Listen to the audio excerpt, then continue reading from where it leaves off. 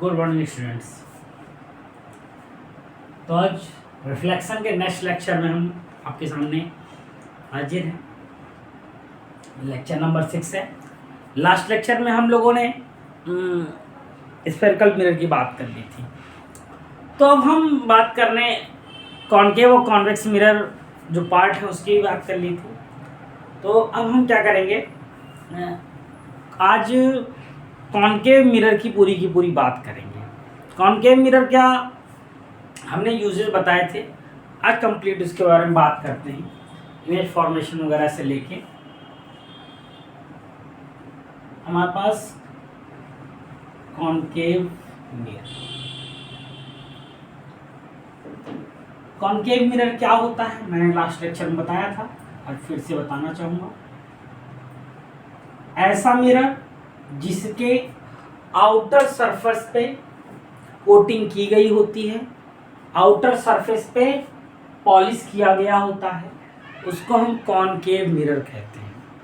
Concave mirror ऐसा mirror होता है जिसके आउटर सरफेस पे पॉलिश किया गया होता है, उसको हम कॉनकेव मिरर कहते हैं। इसी मिरर से अगर आप देखिए, ये हमारा एक लाइन जा रही है, इस लाइन को हम क्या कहते हैं कॉनकेव मिरर की, ये प्रिंसिपल एक्सिस कहलाता है। क्या कहलाता है? Principal axis. प्रिंसिपल एक्सिस है ये कॉनकेव को जहां कट करता है ये पोल कहलाता है। यहाँ हमारा सेंटर ऑफ कर्वेचर होता है, दोनों का मिड पॉइंट पे फोकस होता है। ठीक, हम यहाँ से यहाँ तक की डिस्टेंस को फोकल लेंथ कहते हैं, यहाँ से यहाँ तक की डिस्टेंस को हम रेडियस बोलते हैं, रेडियस ऑफ कर्वेचर। अगर यहाँ पर कोई ऑब्जेक्ट रखा हो तो ऑब्जेक्ट डिस्टेंस को हम u से डिनोट करते हैं, और कोई इमेज बने तो हम इमेज को v से डिनोट करते हैं।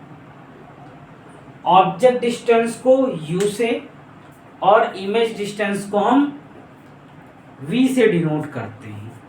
फोकल लेंथ को f से, फोकस को f से, रेडियस को r से डिनोट करते हैं। ये पूरा r होता है, ये मिड पॉइंट होता है। ये हमारा क्या है? ये कॉनकेव मिरर है।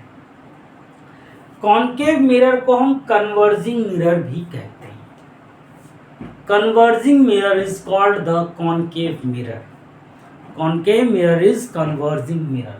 ये कन्वर्ज करता है, मतलब रेजेस आती हैं उनको एक ही पॉइंट पर जो सेंड करेगा उसको हम कन्वर्जिंग मिरर बोलते हैं। इसका यूज हमने बात की थी हेडलाइट्स में, फोर हेडलाइट में। आपके देखें तो एस्ट्रोनॉमिकल, जो आपका एस्ट्रोनॉमिकल डिस्टेंस को नापने के लिए जो हमारे पास टेलीस्कोप होता है उसमें हम यूज़ करते हैं, एस्ट्रोनॉमिकल टेलीस्कोप में यूज़ करते हैं। हेड पे जो माइंस वगैरह में काम करते समय जो हेडलाइट होती है उस पर हम इसका प्रयोग करते हैं, और टॉर्च में हमने बात कर ही ली थी, इसका प्रयोग करते हैं। इसका यूज़ एज अ हमेशा कन्वर्जिंग मिरर होता है। इसका यूज़ हमेशा कन्वर्जिंग मिरर में होता है। तो कन्वर्जिंग मिरर के तरीके से हम जब इसको यूज़ करते हैं तो ये हमारा एक टाइप से इन सब चीज़ों में प्रयोग में आता है। अब जब हम इसका प्रयोग जान जाते हैं तो हमने इसको सब कुछ देख लिया। यहाँ पे यहीं पे हम एक चीज़ थोड़ा सा आपको डिस्क्राइब करना चाहेंगे, फिर हम इसके इमेज फॉर्मेशन की बात करें। इमेज फॉर्मेशन बहुत इंपॉर्टेंट चीज़ है। वहाँ तक जाने से पहले हम बात कर लें, हम एक चीज़ बार बार बोलते हैं, यहाँ से यहाँ तक की डिस्टेंस को हमने r कहा था, और ये डिस्टेंस भी f होती है, ये भी f होती है, तो r = 2f फॉर्मूला बन जाता है। कॉनकेव मिरर हो या कॉन्वेक्स मिरर हो, दोनों के लिए r = 2f फॉर्मूला बन जाता है। जब ये फॉर्मूला हमने यहाँ से देख लिया, ठीक, अब हम आइए इमेज फॉर्मेशन की बात करते हैं। इमेज फॉर्मेशन क्या है, अगर यहाँ तक हमको देखना है तो हम सबसे पहली बात इमेज फॉर्मेशन को बहुत डीपली पढ़ना चाह रहे हैं। तो हम ये जानेंगे इमेज फॉर्मेशन होता क्यों है और होता कैसे। हम इसको आइएगा समझते हैं। हम इसको इरेज करना चाहेंगे क्योंकि आपका ये थोड़ा सा जो टॉपिक है इमेज फॉर्मेशन वाला अच्छा टॉपिक है, उसको समझते हुए चलेंगे हम। सबसे पहली चीज़, इसको आप अपनी कॉपी पे ज़रूर बनाइएगा, कॉपी पे ज़रूर बनाइएगा, थोड़ा सा बेटर एक्सपीरियंस होगा। ये एक मिरर है, ये नॉर्मल हमने बना लिया। अब इस मिरर में याद रखिएगा, यहाँ C कहलाता है, ये F कहलाता है, ये P कहलाता है। इतना आपको हमेशा सिंपली लिख देना है। C है, F है और P है। उसके बाद की अगर मैं बात करूं तो यहाँ पे अगर कोई एक रे यहाँ पर आती है, ये देखिएगा पैरेलल टू प्रिंसिपल एक्सिस, तो आफ्टर रिफ्लेक्शन वो फोकस से होकर जाती है। ये फर्स्ट टाइप की रे है। मैं अभी आपको इसका एक बहुत ही बेसिक नॉलेज दे रहा हूं कि हम कैसे समझेंगे। मैं बेसिक नॉलेज तक आपको पहुंचा, ठीक, बेसिक नॉलेज है ये। पहली टाइप की रे है, अगर कोई भी मिरर में एक लाइन पैरेलल आती है तो पैरेलल आने के बाद आफ्टर रिफ्लेक्शन वो फोकस से होकर जाएगी। ये पहली टाइप की लाइन है। दूसरी टाइप की जो रे है, फिर से देखिए, इन चीजों को बनाना बड़ा आवश्यक है।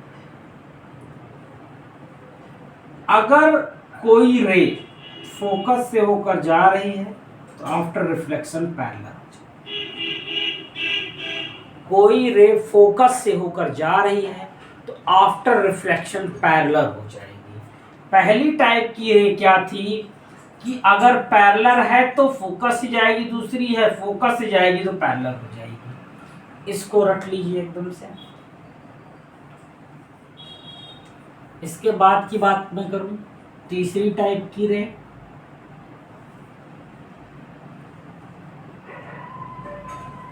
थर्ड टाइप की रे। थर्ड टाइप की रे होगी, यहाँ पे कोई भी रे अगर आपके पोल पे जाएगी तो पोल से इस तरीके से आएगी। ये आपने को याद होगा, ये आपने किसमें पढ़ा, जब आपने रिफ्लेक्शन लॉस पढ़े। इंसिडेंस एंगल और रिफ्लेक्शन एंगल इक्वल होता है, तो जिस एंगल पे जाकर पोल पे टच करेगी उसी एंगल से बाहर निकल जाएगी। जिस एंगल पे जाकर टच करेगी उसी एंगल से बाहर निकल जाएगी, ठीक। और फोर और लास्ट टाइप की रे, हम इन्हीं चार में से किसी दो का यूज करके इमेज फॉर्म कर देंगे, इमेज फॉर्म कर देंगे। अब वो क्या होगा, ये सेंटर ऑफ कर्वेचर है, ये फोकस है। अगर बच्चा कोई रे सेंटर ऑफ कर्वेचर पे आ रही है तो सेंटर ऑफ कर्वेचर पे ही वापस चली जाएगी। अगर कोई रे सेंटर ऑफ कर्वेचर पे आ रही है तो सेंटर ऑफ कर्वेचर से ही वापस चली जाएगी, ठीक। ये चार टाइप की रे हैं। हम इन चार टाइप्स की रेज से ही इमेज फॉर्मेशन सीखेंगे। तो इसको आज आपको बस इतना ही एक चीज याद रखना है कि कॉन्केव मिरर के ये चार जो हैं, इसको आप दिमाग में रखिए और याद करिए, ठीक। इसके आगे के लिए हम कल बात करेंगे, ठीक। और इसको एक बार कॉपी में बना जाएंगे। Thank you for today.